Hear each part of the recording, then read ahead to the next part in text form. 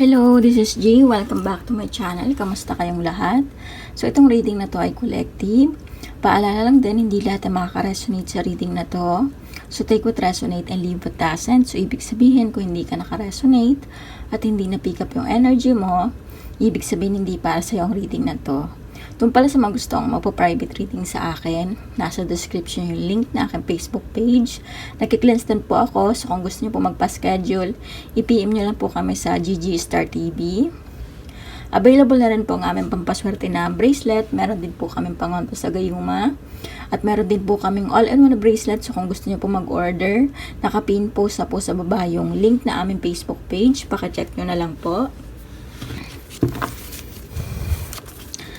So, tingnan natin kung ano ba yung makikita nating message ngayon.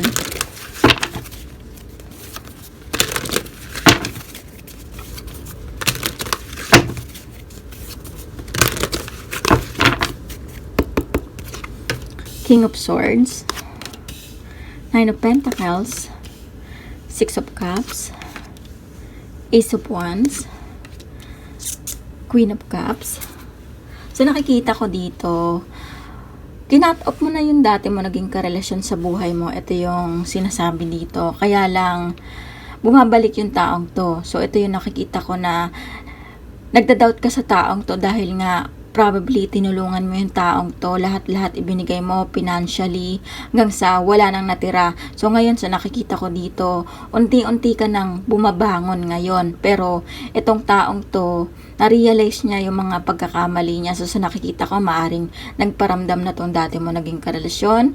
Tumatawag na sa'yo, nagme-message, kinukulit ka. Sa nakikita ko, gusto niyang sabihin sa'yo na gusto niyang ayusin itong relationship nyo or bigyan mo siya ng second chance pa. Sa nakikita ko dito, gusto mong obserbahan mo na yung taong to na hindi mo na agad-agad pabalikin to sa buhay mo or basta-basta tanggapin. Sa nakikita ko, pinapreserve mo tong pagmamahal mo dahil nga nung time na iniwanan ka ng taong to, lugmok na lugmok ka, halos nga hindi mo alam kung anong gagawin mo, kung makakapag-move on ka ba or meron ka pa bang makikilalang tamang tao. So ngayon sa nakikita ko, itong person mo, unexpected na nagparamdam sa'yo at hindi mo alam kung ano ba talaga yung intensyon ng taong to, kaya bumabalik siya ngayon sa'yo.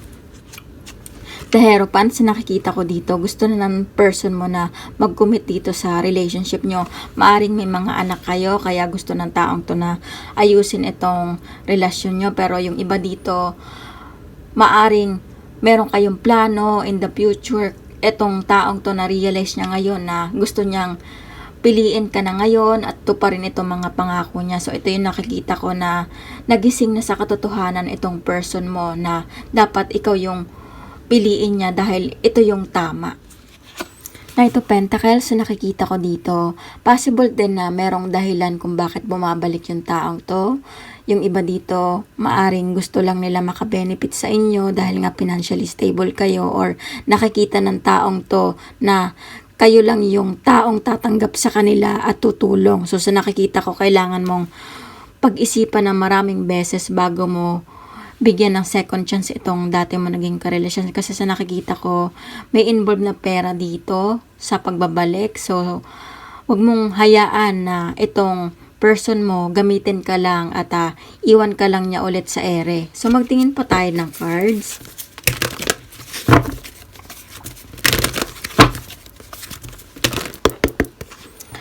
Eight of Cups, nakikita ko dito, maaring masaktan ka lang kung magpapadalos-dalos ka sa decision mo at bibigyan mo agad ng chance yung taong to. Ito yung sinasabi dito na kukuhanin lang yung loob mo at pagkatapos nito, kapag nakuha niya na yung gusto niya, maaring iwan ka na naman sa ere ng taong to. So sinasabi dito, kung sa tingin mo na handa ka nang mag-walk away or mag-move forward, ipagpatuloy mo to. Kasi sa nakikita ko, pinapagulo lang ng taong to yung pag-iisip mo. Alam ko na mahal mo pa rin yung taong to at hindi mo kayang makalimutan at ito pa rin yung gusto mo. Pero sinasabi dito na merong rason sa pagbabalik ng taong to.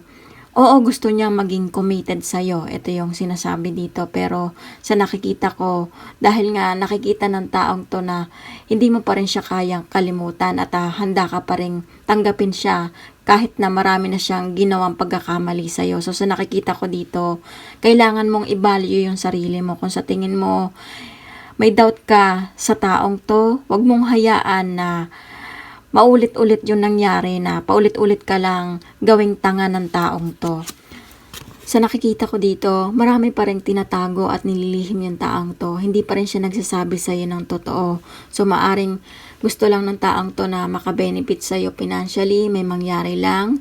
At sinasabi dito na wag mong hayaan na malugmok ka ulit at paulit-ulit lang lokohin ng taong to. So ito yung nakikita kong message. Maaring meron kayong mga kadiling na air sign, water sign, earth sign, fire. So, ito lang yung message ngayon. At kung naka-resonate kayo sa reading na to, huwag niyo kalimutan mag-like at comment. At huwag niyo rin kalimutan mag-subscribe sa aking channel. At maraming salamat ulit. At see you soon.